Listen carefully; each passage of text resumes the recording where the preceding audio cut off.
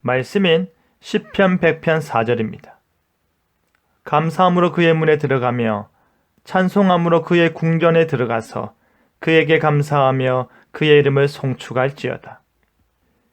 시편 100편의 기자는 소망하는 것이 있었습니다. 그 소망은 자기 민족만이 아닌 열방이 하나님의 보관으로 들어오는 것이었습니다. 그들이 자신들의 묵은 땅을 기경하고 온 천하에 여호와만이 유일한 하나님이심을 인정하며 그 앞으로 나아오는 것인데요. 진실한 소망이라는 제목으로 말씀이 주는 교훈을 함께 나누겠습니다.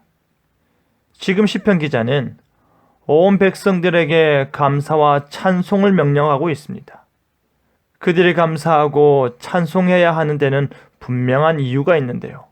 그것은 바로 여호와 하나님께서 그들의 왕 되시기 때문입니다.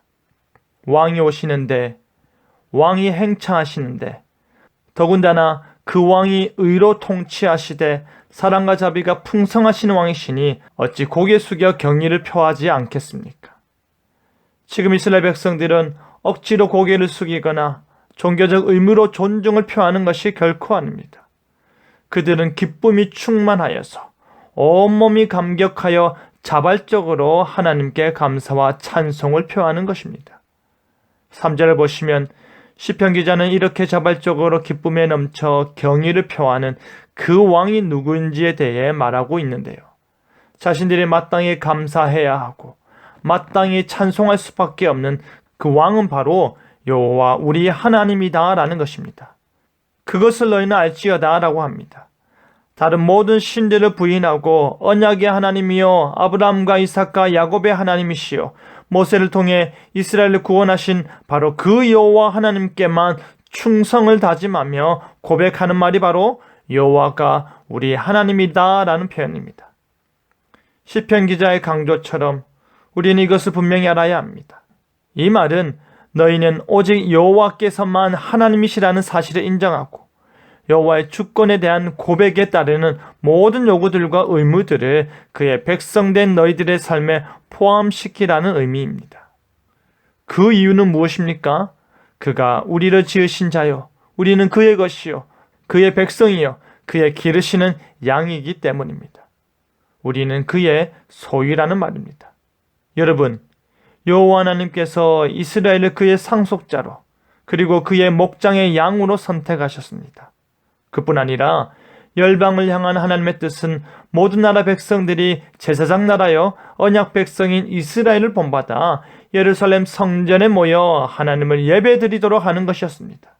하나님께서는 열방으로부터 예배받으시길 원하시며 그 성전에 들어가 예배하는 자는 놀라운 은혜와 복을 누리게 될 것입니다. 그 이유는 여호와는 자비가 무한하시고 그의 인애와 진실은 다함이 없고 실패가 없기 때문입니다. 그렇기 때문에 감사함으로 그의 문에 들어갈 수 있는 것입니다.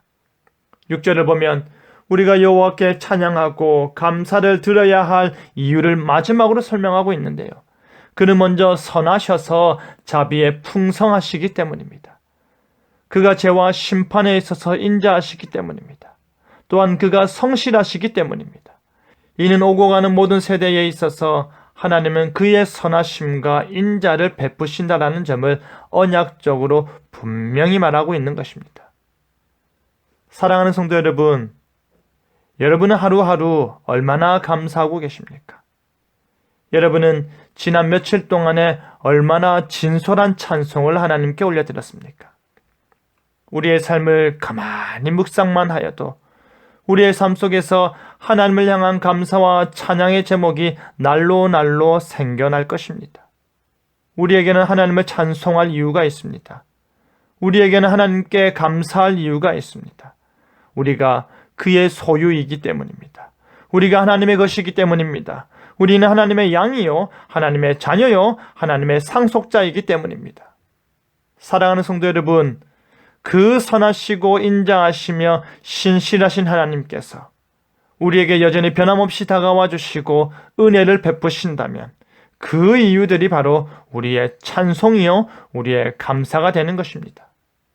우리의 부족함과 변덕스러움에도 불구하고 늘 선하고 인자하며 신실하게 기다려주시고 영원토록 은혜 베푸심에 감사하시길 바랍니다. 그리하여 하나님께 감사와 찬송을 올려드리는 삶이 우리의 진실한 소망이 되는 저와 여러분 되기를 간절히 바랍니다. 아멘.